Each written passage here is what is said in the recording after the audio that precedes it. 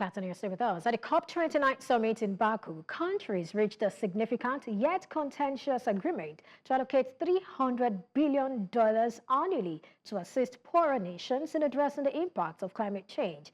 While some delegates celebrated the agreement, many representatives from developing nations criticized it as inadequate, highlighting ongoing frustrations with wealthier countries' commitments. Well, joining me for more on this, I have Fadhel Kaboub, Senior Advisor, Power Shift Africa. Thank you, Fadhel, for joining me today. Fadhel, if you can hear me. Thank you for having me on the show.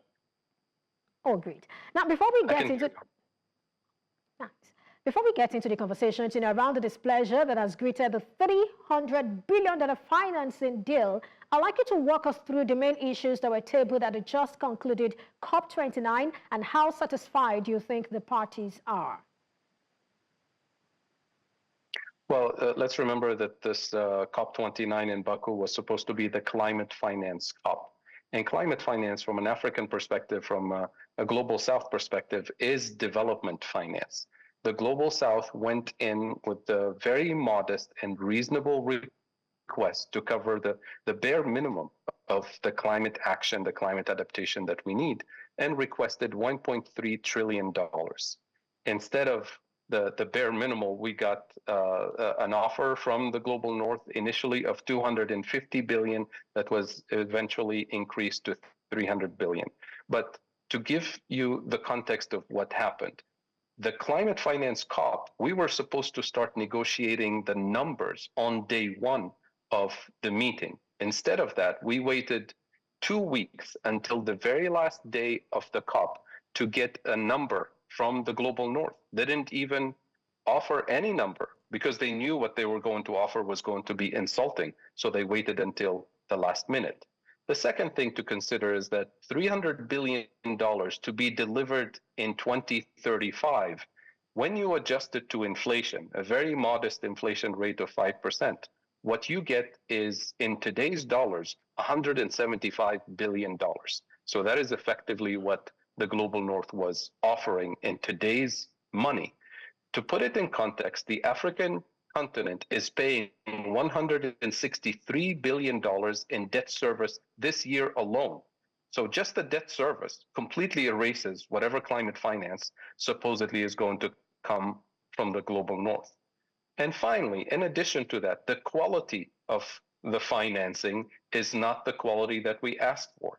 The majority of the $300 billion will be loans and further economic entrapment, will be false solutions and dangerous distractions like pollution permits, which they call carbon credits, to continue to greenwash the emissions of the global North. So the kind of climate finance quality that we want in the global South is the kind that comes in three forms. Number one, grants and not loans and further economic entrapment.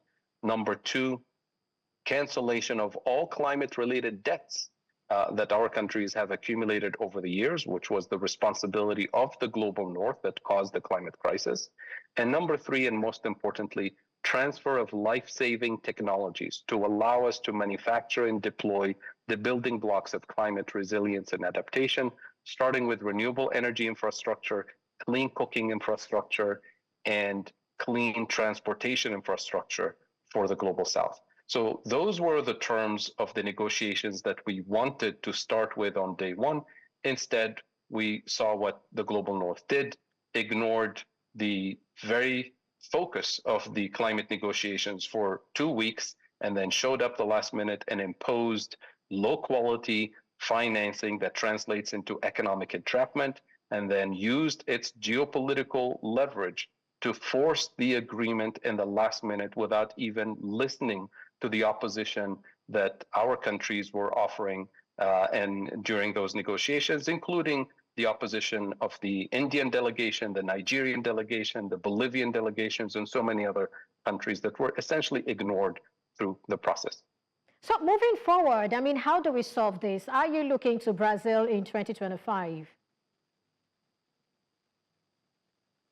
So here's the mistake that our governments make when they go to these climate negotiations. There's this assumption that we're going to negotiate climate, that we're going to negotiate climate finance, which is a mistake. COP29 was not about climate, was not even about climate finance. It was about power. It was about the geopolitical hierarchy that is not supposed to be disrupted. And here's why, because the kind of transformative, high quality financing that we ask for is the kind that will actually unleash the full development potential of Africa and the global South. I'll give you just one example. According to IRENA, the International Renewable Energy Agency, their last report about the African continent says that with existing renewables technologies, not new innovations, the African continent can produce 1,000 times its anticipated energy needs by 2040, 1,000 times, and completely replace all the fossil fuel exports from the continent. So that is unleashing a massive economic potential for the African continent to finally escape the bottom of the global hierarchy. And this opportunity for the African continent on the economic, industrial, and climate front and the energy front is unfortunately perceived by the global north not as an opportunity, but it's perceived as a risk, as a threat to be managed, as a risk to be eliminated. And that's why the only kind of financing that we receive is the financing that increases economic entrapment and increases debt.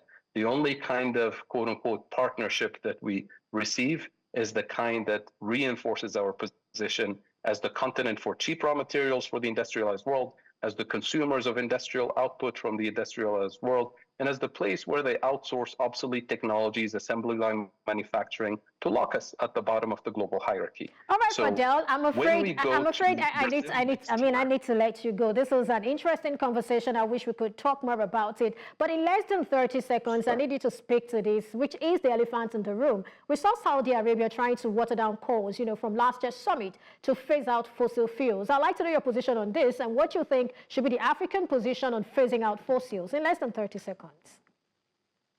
Well, the global South countries, including Saudi Arabia and Nigeria, the global South countries that are producers of fossil fuels are actually not completely against phasing out fossil fuels, but they're saying, don't throw us under the bus, don't destroy our economies. If you want us to phase out fossil fuels, then you have to provide the kind of financing to compensate us for the cost of a just transition, just and equitable transition. So in principle, the entire global South is in favor of phasing out fossil fuels, but not on our backs. It has to be with the global north underwriting the cost of a just and equitable transition. And that's exactly what the global north is objecting to. And they keep, spinning the media narrative against global South countries who are oil producers like Saudi Arabia and Nigeria. All right. But that's their media spin. We shouldn't buy into it. Fadhel Kaboub, Senior Advisor, Power Shift Africa. I look forward to having more conversations with you around this in the near future. Thank you so much for your time on Business Edge today. Thank you.